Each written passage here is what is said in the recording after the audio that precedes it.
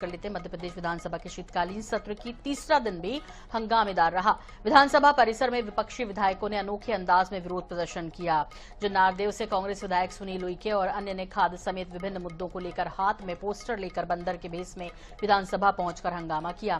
इसके अलावा सदन में किसानों को राहत राशि देने के मुद्दे पर भी विपक्ष ने वॉकआउट किया और गर्भगृह में नारेबाजी की। अनुपूरक बजट पर पीसीसी चीफ जीतू पटवारी और नेता प्रतिपक्ष उमंग सिंघार ने सरकार पर निशाना साधा और कहा कि सरकार उद्योगपतियों को मदद दे रही है। सदन में द्वितीय अनुपूरक बजट भी पेश किया गया, जिसमें 13,155 करोड़ रुपए के खर्च पर चर्चा हुई।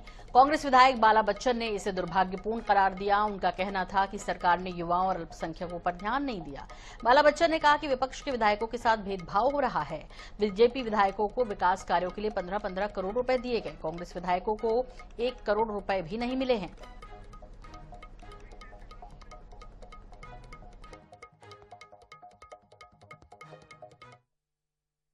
रोजगार नहीं दूंगी, मैं उसको उस तरह चलाऊंगी। मैं किसानों को सोयाबीन और मक्के के दाम नहीं दूंगी, मैं उसको उस तरह चलाऊंगी और कर्जा लेके खींच लूंगी, लेकिन मैं सब कटौती करके उस तरह चलाऊंगी। मैं हूँ भाजपा की सरकार। ये सरकार जो आपने कहा हुआ सुनिए, बंदर के हाथ में उसरा। मेरे आइडिया ये जब बंदर के हाथ में उसरा होता है तो बंदर उस तरह चलाता है। क्या चाहिए जिसमें ये देखिए ओबीसी आरक्षण पे सरकार उस तरह चला रहा, ये आदिवासी दलितों पे उस तरह चला रहा, ये महिलाओं की सुरक्षा पे उस तरह चला रहा, युवाओं की नौकरी पे चला रहा। जिस प्रकार से आप देख रहे हो ये सरकार के हाथ में बंदर की तरह उसरा है, तो ये उसरा पूरे प्रदेश के वर्गों को नुकसान कर रहा। ये मैं आपसे कहना चाहता हूं। और इस पर ज्यादा जानकारी के लिए बात करते हैं। हमारे सहयोगी अंकुश मौर्य हमारे साथ जुड़ रहे हैं। चूंकि आज शीतकालीन सत्र का तीसरा दिन था और ऐसे में हंगामेदार रहा आज का दिन भी, और जिस तरह आप देख पा रहे हैं वीडियो में कि किस तरह बंदर के भेष में आए और समस्याएं जो है उसे लेकर बातचीत करता नजर आया विपक्ष। और ये देखिए तस्वीरें जहां पर विपक्ष पिछली बार की तरह, इससे पहले जो सत्र था उसमें भी नए नए अंदाज में पुरजोर विरोध करता दिखा, मुद्दों को उठाता दिखा, और इस बार भी विपक्ष ने नए नए तरीके अपनाए हैं और वो विरोध कर रहा है ताकि लोगों का ध्यान जो है वो इस तरफ जाए, उनको अटेंशन मिल पाए। और आज तीसरा दिन किस तरह रहा है, हमारे सहयोगी हमारे भोपाल न्यूज रूम से लाइव जुड़ गए हैं अंकुश मौर्य। अंकुश, ये जो बंदर के भेष में पहुंचा एक शख्स, और जाहिर तौर पर विपक्ष ने इस बार भी नए नए तरीके से विरोध करना शुरू किया है। जब से शीतकालीन सत्र का आरंभ हुआ है उसी दिन से हम देख रहे हैं। ये क्या संदेश था, ये किस तरह का संदेश देने की कोशिश की जा रही थी?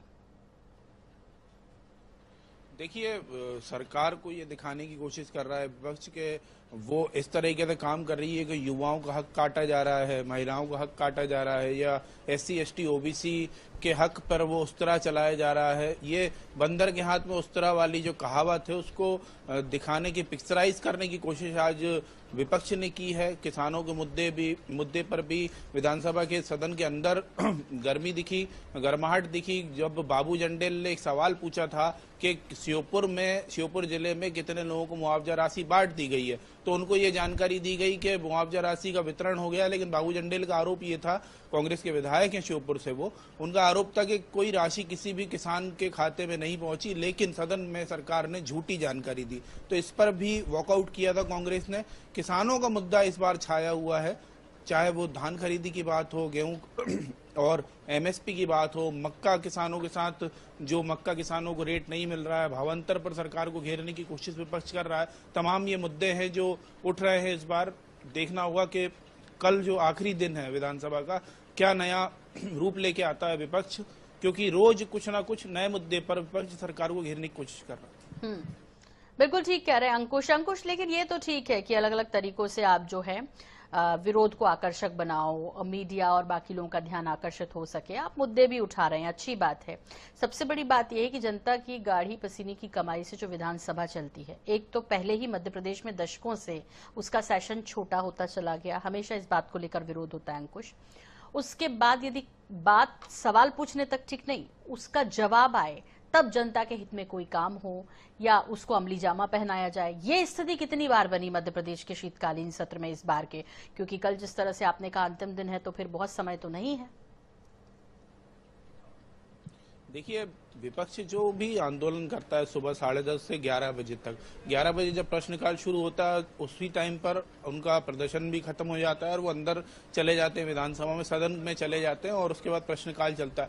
दिक्कत ये है कि केवल 1 घंटे का प्रश्नकाल होता है, उसमें मुश्किल से 5-7 सवालों पर डिस्कशन हो पाता है। एक आध सवाल पर सरकार जांच के आदेश की बात कर लेती है। तो मुझे ये लगता है कि जो समझ आता है कि कम दिनों की वजह से प्रश्नकाल का समय भी निर्धारित है और कम मुद्दों पर चर्चा हो पाती है। हालांकि कुछ चर्चा के विषय विधानसभा ने इस बार रखे, ध्यानाकर्षण पर भी चर्चा हुई है और आज अनुपूरक बजट सरकार ने पेश किया था। सरकार का सबसे महत्वपूर्ण जो काम होता है अनुपूरक बजट पास कराना, वो आज सरकार ने करा लिया है। अनुपूरक बजट आया था 13,155 करोड़ का, वो आज उन्होंने पास करा लिया है। और इससे पहले जो था 1-2 बिल संशोधन विधेयक थे वो भी सरकार पास करा चुकी है। कल संभवतः वो अनिश्चित काल के लिए स्थगित भी हो जाएगी विधानसभा।